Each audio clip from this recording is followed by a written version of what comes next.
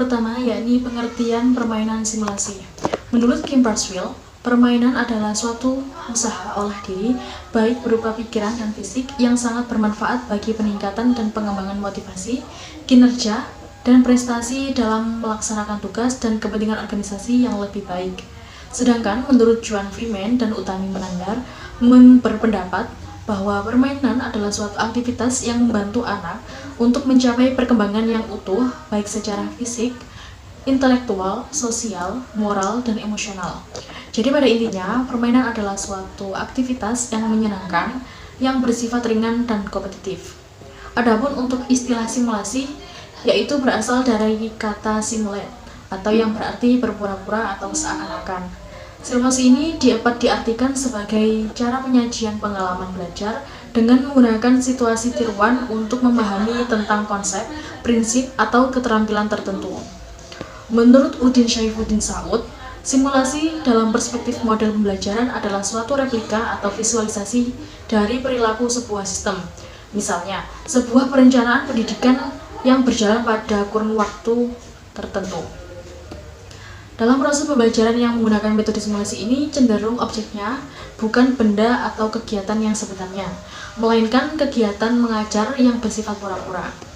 Adapun dalam prakteknya, teknik simulasi ini dapat mengambil bentuk permainan peran, seperti seorang murid perempuan bermain peran menjadi seorang ibu, dan murid laki-laki bermain peran sebagai ayah. Selain itu, simulasi ini dapat mengambil bentuk permainan sandiwara dengan melibatkan sejumlah orang yang masing-masing memainkan peranannya sesuai skenario yang telah ditetapkan.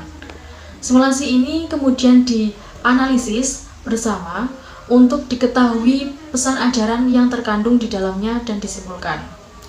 Permainan simulasi yang dilakukan ini bertujuan untuk orang itu dapat mempelajari lebih mendalam mengenai bagaimana orang itu merasa dan berbuat sesuatu. Nah, untuk pengertian keseluruhannya, menurut Adams, permainan simulasi yaitu permainan yang dimaksudkan untuk merefleksi situasi-situasi yang terdapat dalam kehidupan sebenarnya. Tetapi situasi ini hampir selalu dimodifikasi, apakah itu dibuat sederhana atau sebagian, atau bahkan dikeluarkan dari konteksnya. Nah, dalam hal ini perlu diperhatikan bahwa situasi yang disimulasikan hendaknya tidak terlalu kompleks dan tidak terlalu sederhana. Yang kedua yaitu jenis-jenis simulasi. Dilihat dari segi bentuknya, simulasi dapat dibagi menjadi beberapa bagian. Yang pertama yaitu sosiodrama. Sosiodrama adalah permainan yang dilakukan dengan bentuk bertitik tolak dari permasalahan sosial, baik yang berkaitan dengan hubungan antar manusia seperti pergaulan remaja yang nakal, narkoba, gambaran keluarga otoriter, gambaran kehidupan yang kacau balau, dan lain sebagainya. Sosiodrama ini digunakan untuk memberikan pemahaman dan penghayatan akan masalah-masalah sosial serta mengembangkan kemampuan siswa untuk memecahkannya. Lalu yang kedua ada psikodrama. Psikodrama adalah sebuah kegiatan pengajaran yang bertitik tolak dari permasalahan yang lebih menyangkut psikologi manusia atau dalam hubungannya antar manusia, seperti situasi keluarga yang sedih karena orang tuanya tiba-tiba meninggal dunia, sedangkan anaknya masih banyak yang kecil dan membutuhkan bimbingan dan biaya. Nah, psikodrama ini dilakukan dengan tujuan adalah sebagai bentuk terapi, yaitu agar individu atau peserta didik memperoleh insight atau pemahaman yang lebih baik tentang dirinya, lalu menemukan konsep diri serta menyatakan reaksi terhadap tekanan-tekanan yang dialaminya. Lalu yang ketiga ada role playing. Role playing atau bermain peran adalah jenis metode simulasi yang bertitik tolak dari permasalahan yang berhubungan dengan tujuan untuk mengkreasi kembali peristiwa-peristiwa sejarah masa lalu, atau mengkreasikan kemungkinan-kemungkinan masa depan, mengekspos kejadian-kejadian masa kini, dan seterusnya. Permainan peran ini misalnya berkenaan mengenai gambaran cara memberikan penyuluhan dan pelaksanaan program keluarga berencana, dan lain sebagainya. Adapun topik yang dapat diangkat untuk role playing ini misalnya kejadian seputar pemberontakan 30 SPKI, lalu memainkan peran sebagai juru kampanye suatu partai, atau gambaran keadaan yang memungkinkan muncul pada abad teknologi informasi. Lalu yang keempat atau yang terakhir ada peer teaching. Nah, BTG ini adalah suatu metode simulasi yang digunakan guru dalam memberikan pengalaman pengajaran bagi para calon guru yang bertujuan untuk agar pengalaman pengajar tiruan ini diharapkan dapat memiliki pengalaman secara mengajar yang sesungguhnya. Selain itu, BTG ini merupakan kegiatan pembelajaran yang dilakukan seorang mahasiswa kepada siswa lainnya, dan salah satu siswa itu lebih memahami materi pembelajarannya sebelum ia mengajarkannya kepada siswa lain atau teman-temannya. Prinsip-prinsip simulasi. Simulasi sebagai salah satu strategi pembelajaran memiliki prinsip-prinsip tertentu, di mana guru atau konselor harus memperhatikan prinsip-prinsip tersebut. Yang menurut Suparno, ada 7 prinsip dalam simulasi, diantaranya yaitu yang pertama, dalam setiap kegiatan simulasi, tujuan yang hendak dicapai atau keterampilan yang hendak dilatih harus jelas. Yang kedua, simulasi harus diarahkan untuk menyiapkan siswa dapat menghadapi situasi yang nyata. Yang ketiga, simulasi harus dilakukan oleh para siswa dalam suatu kelompok. Yang keempat, keterampilan yang dilatih kepada para siswa hendaknya merupakan keterampilan paripurna yang mencakupi semua ranah dalam taksonomi Bloom, yakni ranah kognitif, afektif, dan psikomotorik. Yang kelima, perlu timbulnya kemungkinan pemecahan masalah dengan berbagai cara seperti trial and error, analogi, sebab akibat, dan sebagainya. Dan yang terakhir, pemilihan topik dan masalah dapat dilakukan oleh guru dan juga murid-murid secara bersamaan. Lalu berikutnya tujuan simulasi. Menurut Nana Sujana, metode pembelajaran simulasi bertujuan untuk yang pertama melatih keterampilan tertentu baik bersifat profesional maupun dilakukan untuk sehari-hari. Yang kedua, memperoleh pemahaman tentang suatu konsep atau prinsip. Lalu yang ketiga, melatih pemecahan masalah. Yang keempat, meningkatkan keaktifan belajar. Yang kelima, memberikan motivasi belajar kepada siswa. Dan yang terakhir, melatih siswa untuk mengadakan kerjasama dalam situasi kelompok. Selanjutnya adalah kelebihan dan kelemahan dari teknik permainan simulasi. Kelebihan dalam penggunaan teknik permainan simulasi diantaranya yaitu 1. Siswa dapat melakukan interaksi sosial dan komunikasi dalam kelompoknya. Yang kedua, simulasi dapat memupuk keberanian dan percaya diri siswa. Yang ketiga, memperkaya pengetahuan, sikap, dan keterampilan yang diperlukan dalam menghadapi berbagai situasi sosial yang problematis.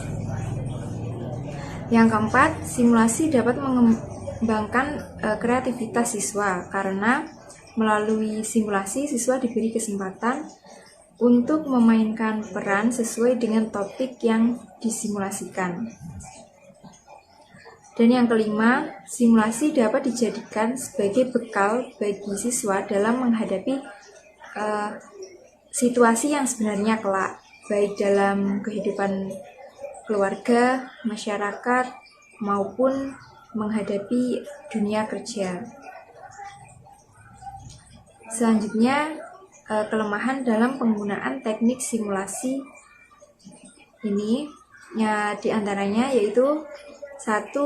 Pengelolaan yang kurang baik. Jadi sering simulasi dijadikan sebagai alat hiburan, sehingga tujuan pembelajaran menjadi terabaikan. Yang kedua, biaya pengembangannya tinggi dan membutuhkan waktu yang lama. Yang ketiga, pengalaman yang diperoleh melalui simulasi tidak selalu tepat dengan kenyataan di lapangan. Yang keempat, faktor psikologis seperti rasa malu dan takut sering mempengaruhi siswa dalam melakukan simulasi. Dan yang kelima, fasilitas dan alat-alat khusus yang dibutuhkan mungkin sulit diperoleh serta mahal harga dan pemeliharaannya. Selanjutnya ada manfaat metode simulasi. Yang pertama, simulasi mampu meningkatkan motivasi serta perhatian siswa terhadap topik dan belajar siswa, serta meningkatkan keterlibatan langsung dan partisipasi aktif siswa dalam proses pembelajaran. Yang kedua, meningkatkan kemampuan siswa dalam belajar kognitif, yaitu meliputi informasi faktual, prinsip, konsep, dan keterampilan membuat keputusan. Yang ketiga, afeksi umum anak meningkat dan pandangan terhadap orang lebih efektif. Yang keempat, meningkatkan sikap empatik dan pemahaman adanya perbedaan antara dirinya dengan orang lain. Dan yang kelima, struktur kelas dan pola interaksi kelas berkembang. Hubungan guru dengan siswa lebih hangat, mendorong kebebasan anak dalam mengeksplorasi gagasan, kemudian meningkatkan tukar pendapat dari pandangan anak yang berbeda-beda. Peranan guru dalam metode simulasi.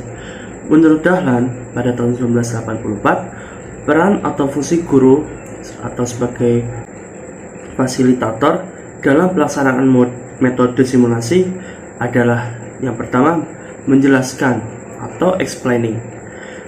Peserta didik sebagai pemegang peran perlu memahami garis besar berbagai aturan dari kegiatan atau peralatan yang diperlukan, atau tentang implikasi dari setiap tindakan yang ia lakukan. Dalam hal ini, guru dapat menjelaskan sekedarnya kepada peserta didik.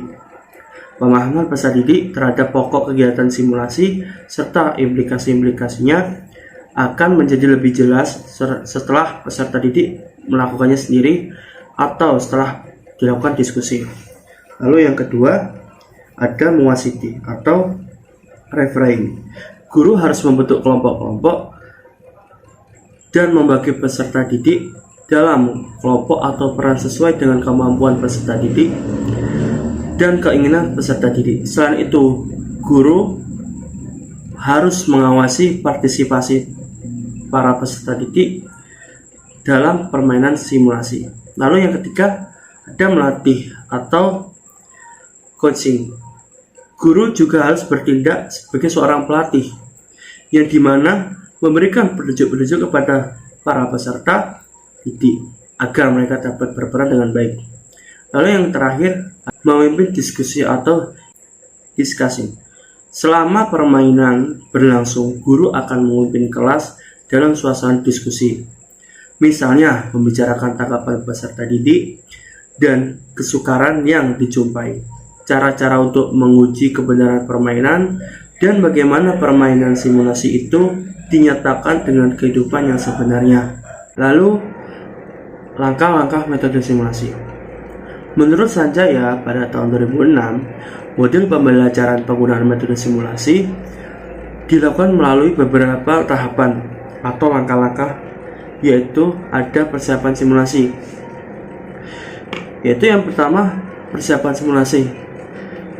Menetapkan topik atau masalah serta tujuan yang hendak dicapai oleh simulasi. Yang kedua, guru memberikan gambaran dalam masalah situasi yang akan disimulasikan. Lalu yang ketiga, guru menetapkan pemain yang akan terlibat dalam simulasi, peranan yang harus dimainkan oleh pemeran, serta waktu yang disediakan. Lalu yang keempat, guru memberikan kesempatan kepada siswa untuk bertanya, khususnya pada siswa yang terlibat dalam pemeran simulasi. Lalu B, ada pelaksanaan simulasi. Pelaksanaan simulasi dibagi menjadi 4 bagian. Yang pertama, simulasi mulai dimainkan oleh kelompok pemeran. Yang kedua, para siswa lainnya mengikuti dengan penuh perhatian. Yang ketiga, hendaknya memberikan bantuan kepada pemeran yang mendapatkan kesulitan. Yang keempat, simulasi hendaknya dihentikan pada saat puncak. Hal ini dimaksudkan agar mendorong siswa berpikir dalam menyelesaikan masalah yang sedang disimulasikan. Lalu yang C, penutup simulasi, terbagi menjadi 2, yaitu pertama, melakukan diskusi baik tentang jalannya simulasi maupun materi cerita yang disimulasikan. Lalu yang kedua, guru harus mendorong agar siswa dapat memberikan kritik dan tanggapan terhadap proses pelaksanaan simulasi. Dari ketiga bagian tersebut, langkah-langkah metode simulasi menurut Sanjaya, ada tokoh lain yang menyebutkan itu menurut pendapat Ini menurut pendapat Wina Putra pada tahun 2001, langkah-langkah yang dijalankan dalam pelaksanaan metode simulasi. Wina Putra menyebutkan 4 bagian. Yang pertama, tahap orientasi, di mana terbagi menjadi 3. 1. Menyajikan berbagai topik simulasi dan konsep-konsep yang akan diintegrasikan dalam proses simulasi. Yang kedua, menjelaskan prinsip simulasi dan permainan. Yang ketiga, memberikan gambaran teknis secara umum tentang proses simulasi. Lalu ada tahap latihan bagi siswa. Yang pertama, membuat skenario yang berisi aturan peranan, langkah, pencatatan, bentuk keputusan yang harus dibuat, dan tujuan yang akan dicapai. Yang kedua, menugaskan para pemeran dalam simulasi. 3. Mencoba secara singkat suatu episode. Yang ketiga, yang C, tahap proses simulasi. Terbagi menjadi 4. Yang pertama, melaksanakan aktivitas permainan dan pengaturan kegiatan tersebut. Kedua, memperoleh umpan balik dan evaluasi dari hasil pengamatan terhadap performa si pemeran. Yang ketiga, menjernihkan hal-hal yang miskonsepsional. Yang keempat, melanjutkan permainan atau simulasi. Lalu yang terakhir ada tahap pematangan atau yang bisa disebut debriefing. 1.